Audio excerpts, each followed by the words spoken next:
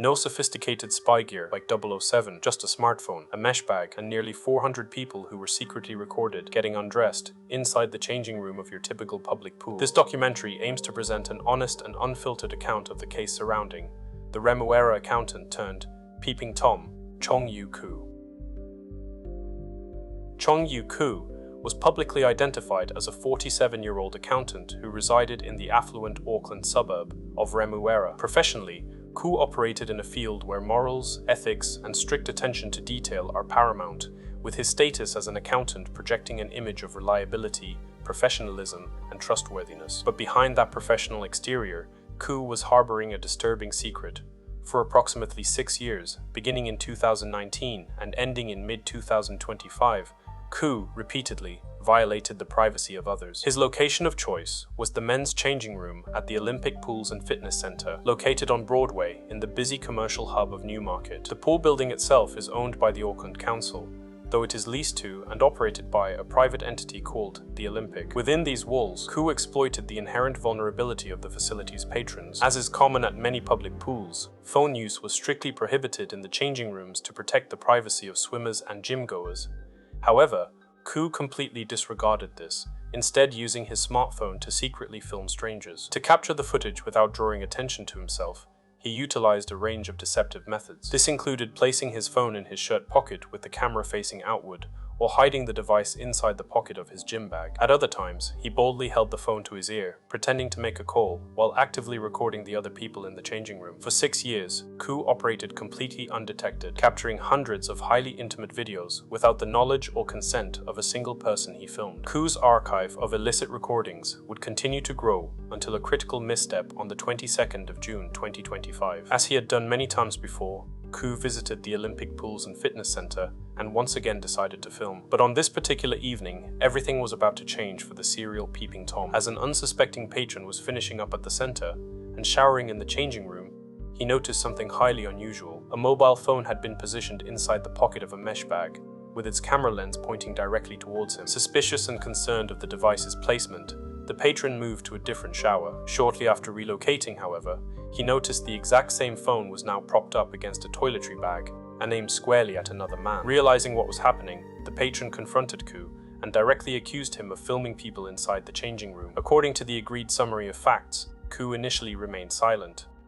When the patron repeatedly demanded to see the phone, Khoo claimed the device was only out in case of an emergency. The explanation did little to ease the man's concerns, and he continued demanding to see the phone. In a classic case of fight or flight, Khoo abruptly fled the changing room, and the patron quickly alerted pool staff to what had just occurred. The center's general manager and director, Nick Tyrrell, later stated that staff acted immediately once they became aware of the situation. The complainant was assured the matter was being taken seriously, and New Zealand police were swiftly contacted. And within a week, facility management identified Khoo as the peeping Tom, immediately terminating his membership and formally trespassed him from the premises. Tyrrell later contacted members of the pool and gym via email, stating that it made him sick to his core to learn the offending had continued for so long. He said he wished the information could have been shared with the community sooner, but explained that legal restrictions had prevented him from doing so. Before this incident, no complaints had been made about phone use in the changing areas, nor about the peeping Tom Mr. Khoo specifically. With a suspect identified, police moved to secure the evidence. Approximately 3 weeks after the changing room confrontation, police arrived at Khoo's home with a search warrant. During the raid, Khoo cooperated fully with investigators, voluntarily providing access to all of his devices and, according to the agreed summary of facts, even assisting with the execution of the search warrant. 4 electronic items were seized from the property and handed over to digital forensic experts for analysis. What investigators uncovered on those devices revealed the extraordinary scale of Khoo's offending. Police found just under 400 videos showing naked or partially naked males inside the fitness center's changing rooms. Among those filmed were 7 children and 3 young people aged between 14 and 17. According to the New Zealand Herald, a total of 398 male private parts had been captured in the clandestine recordings, but the sheer volume of the recordings presented a significant challenge. Because the offending had spanned so many years and involved so many unwitting individuals, investigators ultimately decided they would not attempt to formally identify every victim shown in the footage. Simply put, the offending created nearly 400 victims, but police decided identifying them all was not worth the resources it would take. Instead, they encouraged anyone with concerns to contact the authorities using a specific case number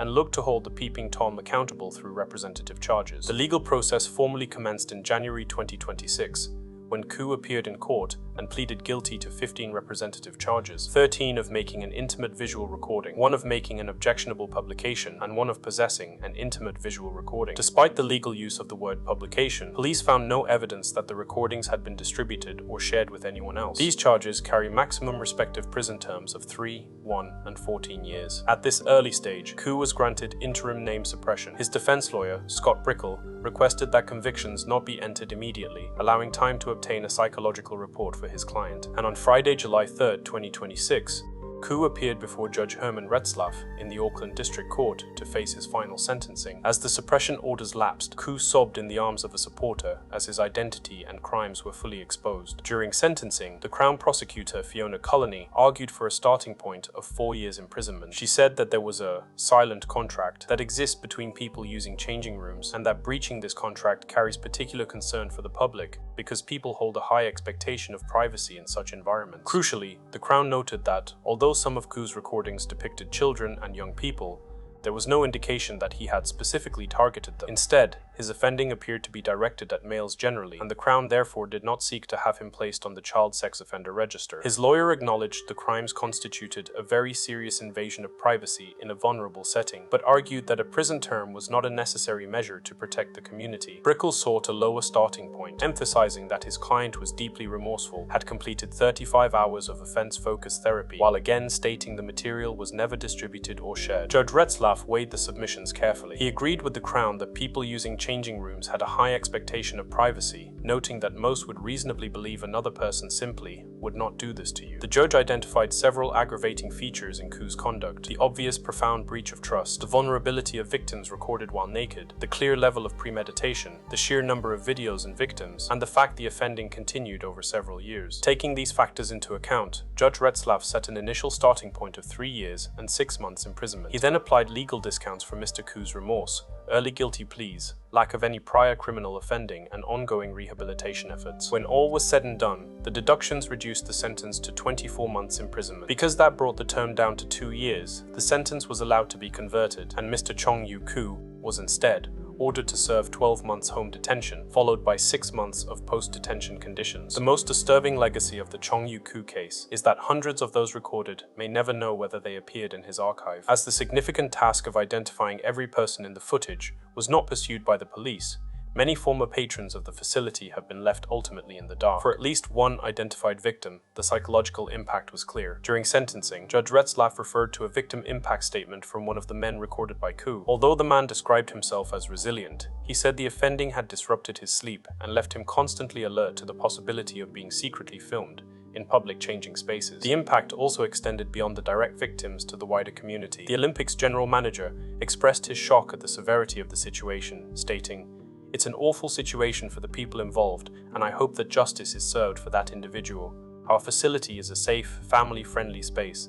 That person has completely violated our community." The case also highlighted a troubling broader trend, as Khoo's actions were just one of several similar incidents appearing in recent times. In a different case, an Auckland man was sentenced to 10 months home detention for secretly filming 62 women in public showers, toilets, and changing rooms at Newmarket stores. Another suspect was charged with making more than 100 intimate visual recordings of women across Auckland, including at a Newmarket shopping complex. And in yet another case, a prominent Auckland chef was convicted of filming a young woman undressing in the bathroom of his home, where she had been renting a room. A survivor of a similar but unrelated case told the Herald that the Newmarket pool situation reflected what she described as an exponential rise in digital sex crime. She pushed the point that victims had a right to know, and that defendants in serious privacy cases should be named automatically. The people in their lives, their household, family, friends, and colleagues deserve to know the risk they pose to the community, she stated. The case of Mr. Chong Yew Khoo shows how easily everyday technology can be used to commit extreme invasions of privacy. Using nothing more than his phone, Khoo was able to secretly build an archive of nearly 400 disturbing videos. The final sentence of 12 months home detention after 6 years of premeditated offending involving hundreds of males also raises serious questions about accountability. Although the court applied the relevant discounts, many still questioned whether a non-custodial sentence truly reflected the scale of what had occurred. The decision sparked anger across social media, with commenters openly condemning the outcome. And while the videos were never distributed, what this peeping Tom did cannot simply be undone. Hundreds of unidentified people were still secretly recorded, many of whom may never even know they were victims. The case of Chong Yew Khoo is a stark reminder that even those who appear professional and respectable can be hiding deeply disturbing behavior, and that the spaces we trust to be safe and private, unfortunately, are not always as secure as we believe.